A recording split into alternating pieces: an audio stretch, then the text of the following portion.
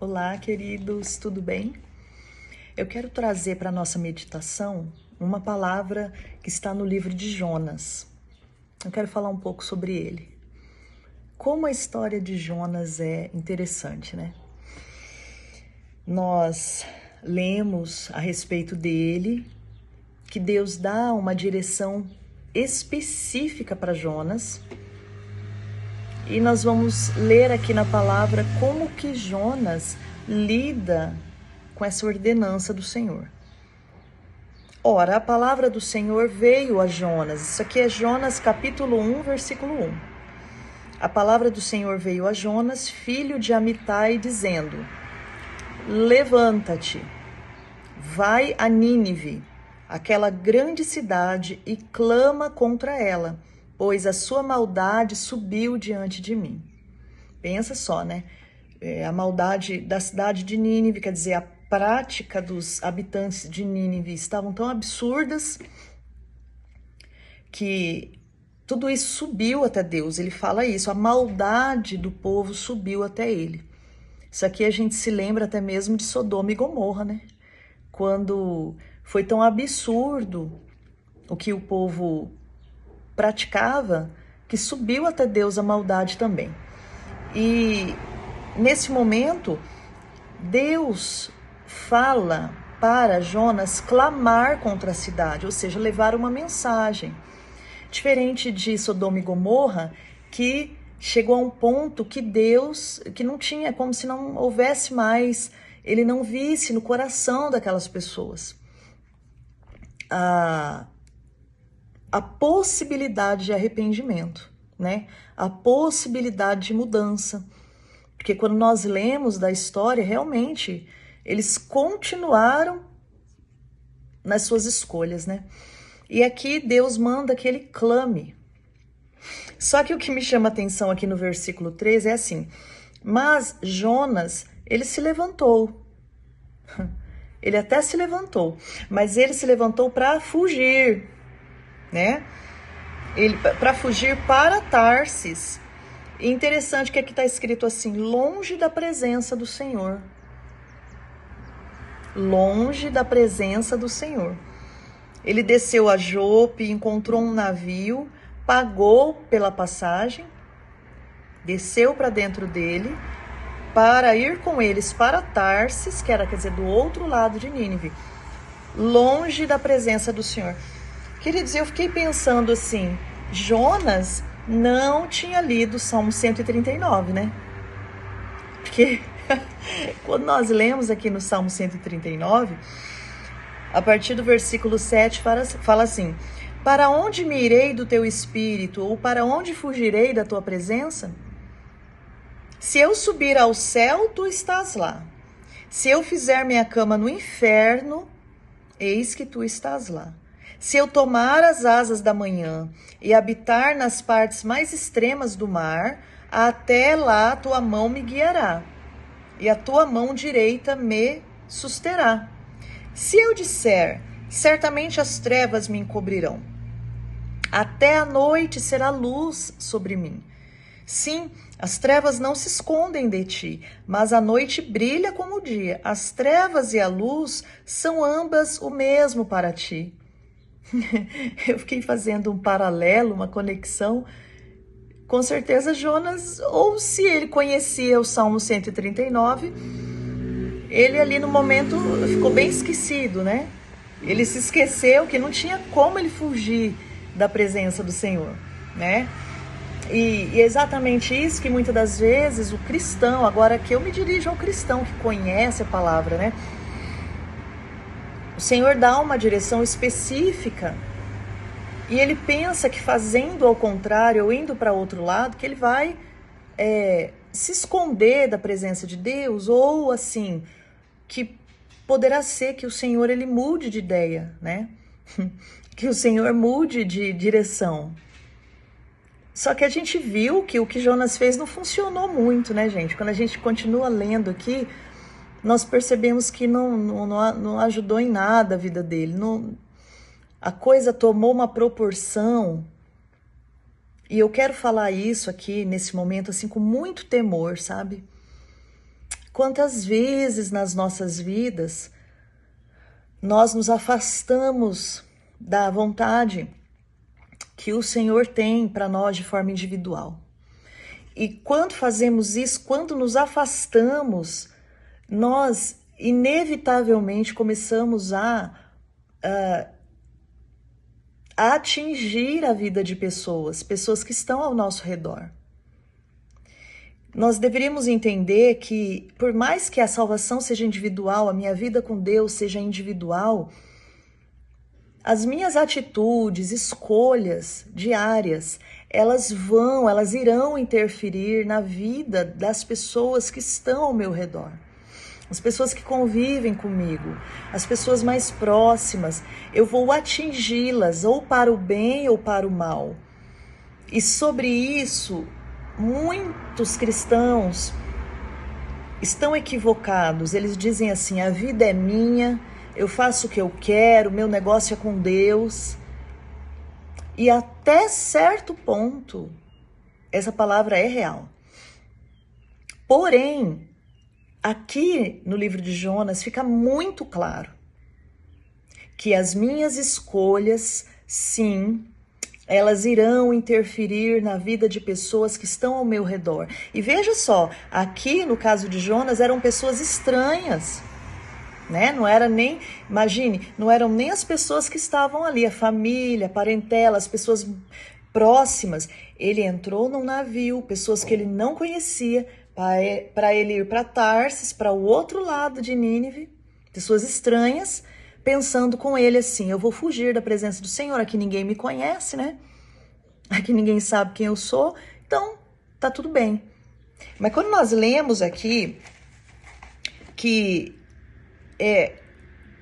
quando começou uma poderosa tempestade, os marinheiros, eles ficaram com muito medo. E o que uma pessoa dentro de um navio, de um barco, faz quando existe uma tempestade, quando o barco, o navio está assim se movimentando de forma intensa? Qual que é a primeira providência natural que as pessoas têm? Descarregarem a carga, né? O barco, o navio, para tentar estabilizar. E naquele momento foi o que eles fizeram. Eles começaram a lançar as cargas que estavam no navio ao mar para o aliviarem. Aí Jonas, o que ele faz? Ele desce ao porão, deita e começa a dormir profundamente. Como que é assim? Eu estou aqui, eu paguei a passagem, vou dormir, a vida é minha, vocês que lutem aí. Tá tendo tempestade, não tá tendo tempestade, vocês que lutem para resolver essa situação. Se eu tiver que morrer, eu morro, daí eu nem vejo, porque eu vou estar dormindo. Pense assim, o nível de desinteresse que Jonas apresentou. E muitas vezes nós, como cristãos, também manifestamos esse nível de interesse. As coisas começam a acontecer ao nosso redor, e o que nós falamos? Eu não tenho nada com isso. Eu não tenho nada com isso. A vida de cada um é de cada um. Só que, se nós formos dar uma segunda olhada, muitas vezes existem pessoas inocentes pagando o preço das nossas escolhas. E eu estou dizendo isso aqui, meus irmãos, mas com muito temor. Com muito temor. Isso aqui não é uma palavra para condenação, para apontar o dedo para você, não, mas para levar a pensar. É uma profunda reflexão, que esse assunto merece uma profunda reflexão. O quanto cada cristão precisa tomar para si as rédeas da própria vida, sabe? O leme do próprio barco da sua vida. E não deixar o vento, as tempestades levando, porque muitas vezes estamos indo ao lado oposto daquilo que Deus tem nos pedido. E aqui o mestre do navio dirigiu-se a ele e falou assim: que tens, ó dorminhoco? Levanta-te, Clama ao teu Deus, talvez assim Deus pensará em nós para que não pereçamos. Levanta-te. Veja só, Deus tinha mandado Jonas se levantar. Ele se levantou sim, mas para ir para o outro lado, para fugir do Senhor. E aí as circunstâncias da vida, uma outra pessoa, que até então parecia fora do contexto, fala a mesma coisa: levanta-te, dorminhoco, levanta-te. Como que dá um chacoalho ali em Jonas. E eles resolveram lançar sortes, porque isso era algo que era feito na época, para saber por que estava acontecendo isso. A sorte ia cair em alguém e justamente cai sobre Jonas a sorte, né? Cai sobre ele e eles fazem algumas perguntas para Jonas, que nós lemos aqui no versículo 8, né? Qual é a tua ocupação? De onde vens? Qual é a tua terra? E de que povo és tu?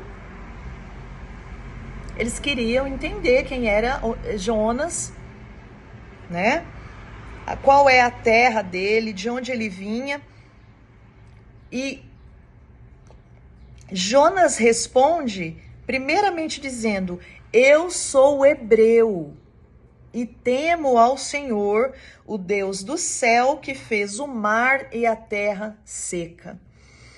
Quando Jonas diz que era hebreu, que temia ao Senhor, o Deus que fez o mar e a terra seca, quer dizer, ele é o criador de todas as coisas, os homens se encheram de medo. E eles disseram assim: por que você fez isso? Porque eles sabiam que Jonas estava fugindo da presença do Senhor, porque Jonas tinha dito isso a eles. E aí eles fazem uma pergunta: então tá bom. É igual quando nós passamos problema, então tá bom, mas então agora o que nós podemos fazer para resolver isso? Qual que deve ser a nossa atitude? Qual é o próximo passo? Né? Porque no momento da angústia, da dificuldade, não é momento para nós dramatizarmos o problema já está ali, já está estabelecido, a situação já está ali. Não vai adiantar, né? Eu criar um drama em cima, um enredo em cima daquela situação. Qual que é o próximo passo? Eu preciso saber o que fazer para vencer aquela situação. Como que eu devo agir dali por diante?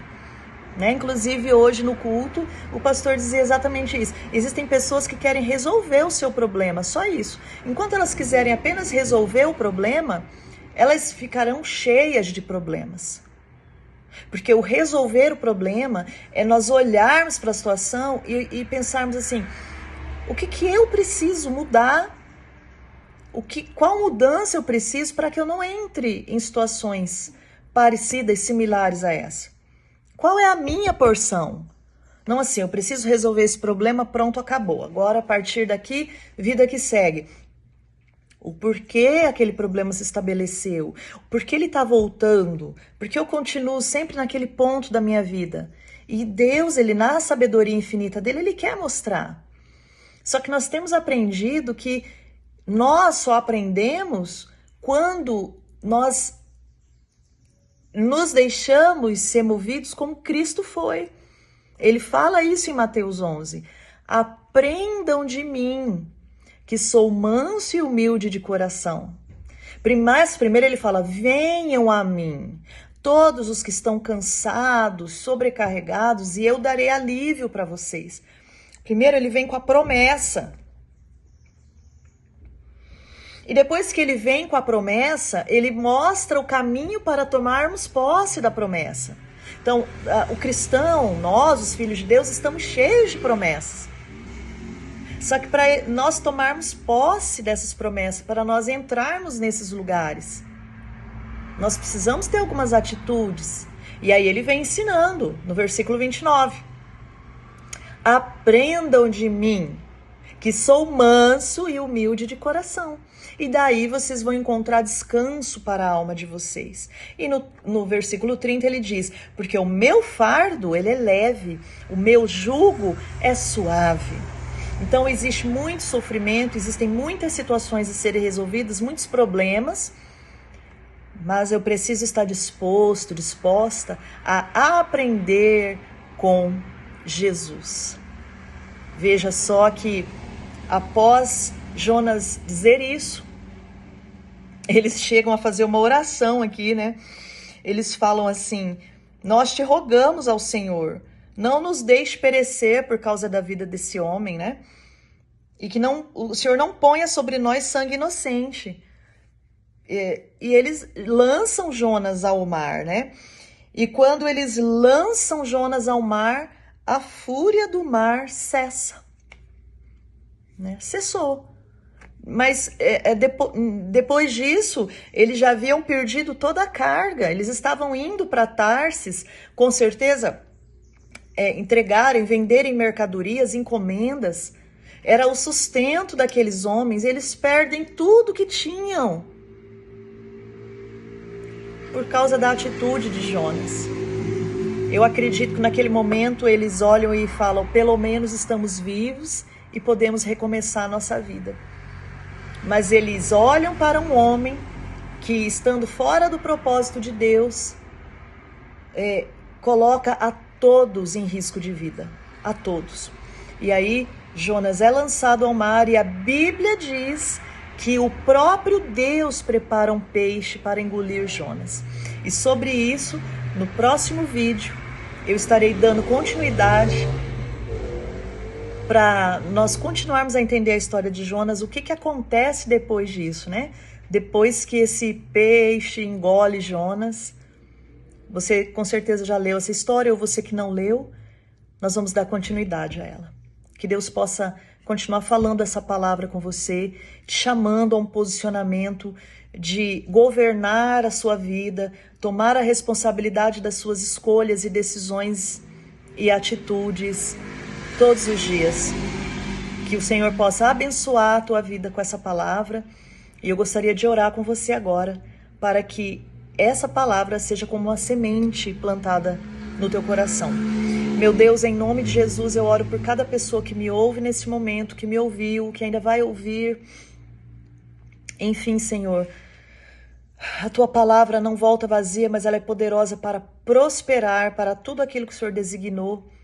Que este ensino sobre a vida deste servo do Senhor possa profundamente falar aos nossos corações, para que, ao contrário de Jonas, possamos nos levantar, sim, mas para obedecermos, vivermos aquilo que o Senhor está nos pedindo nesse tempo, na nossa pequena força, com as nossas debilidades, mas nós vamos trabalhar debaixo da tua graça, do teu favor, da tua capacidade sobre as nossas vidas, porque no momento que achamos que podemos, é o começo do nosso fim. Mas quando confiamos em Ti para executarmos desde as coisas grandes até as pequenas, o Senhor vai estar se movendo e nos capacitando pela unção do Teu Espírito Santo. Meu Deus, que o Senhor possa falar mais profundo ao coração dessa pessoa, essa mensagem nesse dia. Eu te louvo no nome santo de Jesus. Amém. Que essa palavra, como um maná do céu, um alimento, possa abençoar e alimentar a tua vida em nome de Jesus. Deus te abençoe.